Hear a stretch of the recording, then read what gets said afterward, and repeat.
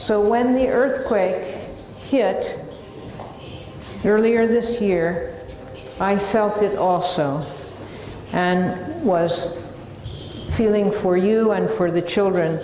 So it's an honor for me to be able to come here to think together about what is the impact of a disaster. I'm going to focus today on preschool children. How many people here are working with preschool children? Just a few. Okay. Preschool, as we talked about, is a particularly vulnerable time. This is the time when language is emerging. Then it's hard for them to actually understand and interpret much of what's going on. They don't know why this thing happened. Family is the most important unit for them. It's the most important unit for all of us, but particularly for preschool children, because that's the major unit. It's the adults who make the supports for them.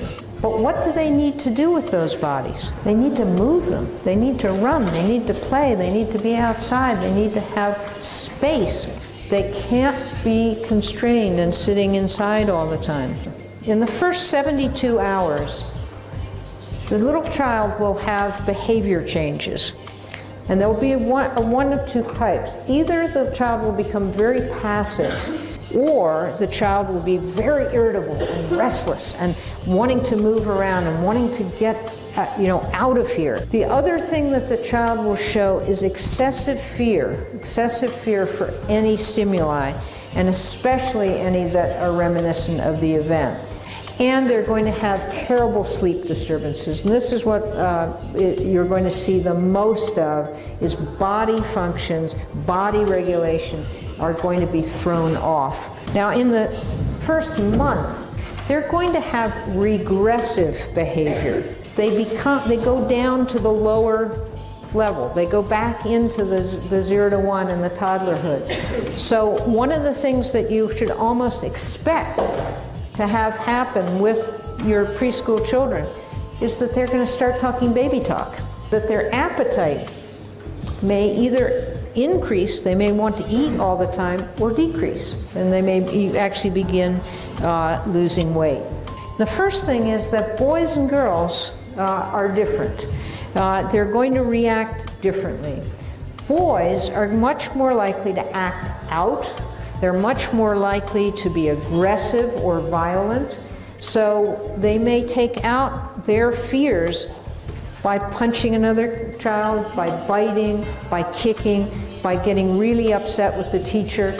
Girls are much more likely to be withdrawn, to be silent, to be anxious, to sit in the corner. If you have a child who has mild mental retardation, or who has autism, or who has a language disability to begin with, that child is going to be hit harder by these disasters because they don't have all the strengths, they don't have the capability of understanding what's going on. Depending on our temperament that we brought to the situation are going to be some of our reactions. So the shy children may get much more regressed. One of the problems in our culture is mass media, because they keep showing the event, they keep talking about it, they keep bringing it back, and the children can't figure out, is this happening again? What's the thing that's going to bring the children back to their normal development? Well, it's completely depending on adults. It's you, it's the teachers and the parents. It's your adaptability, it's your availability, it's your response. If the child is scared, letting the child tell what's making me scared, letting them express their emotions, and never criticizing or mocking them or saying, oh, you're acting like a baby. Never giving them the negative on that, but embracing the situation when they're acting the appropriate age, and eventually this will change. Always telling them, in the case of separation, where you're going, when you're coming back, and always having somebody stay with them. If you're a parent, you're probably tempted, well, he's going to have a sleep problem, let's change the sleep time. Not a good idea. They should keep the sleep time at the same time. The other thing the parents need to do is to show their own self-control, because often where you're seeing aggressiveness in the children, they're probably seeing some of that aggressiveness at home. Getting the child outside as much as possible, running around, having some opportunity. Remember, that little 3 to 6 year old child needs to move. They need to have the opportunity to jump and to play. Rewarding those good behaviors and then punishing the child through not paying attention, through indifference. And here the parents need to be patient, they need to be firm, they need to set the limits just very clearly. This is what's accepted in our family, and encourage communication.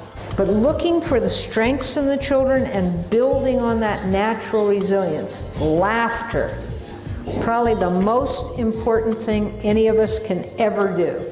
Laughter. So I want to thank you all for everything that you do. I hope this was helpful to think a little bit about how the child may be seeing these disasters. Thank you.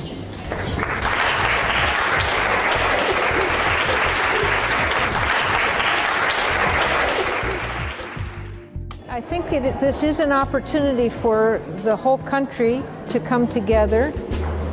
This is a country that cares a lot about children. You have the Chile Crece Contigo, you have many things that show that Chile is concerned about the children. Esta visita se realiza en el marco de los niños y niñas afectados por el terremoto, principalmente los niños menores de 6 años, que es una preocupación para esta universidad, para la Escuela de Educación y en particular para la carrera de Educación Parvularia. Me pareció bien aterrizado cómo se trató el tema post-terremoto en los niños, sobre todo como adultos y generales quienes vamos a ser responsables de las emociones que van a tener los niños y también en cómo trabajar, como las actitudes que van a tener.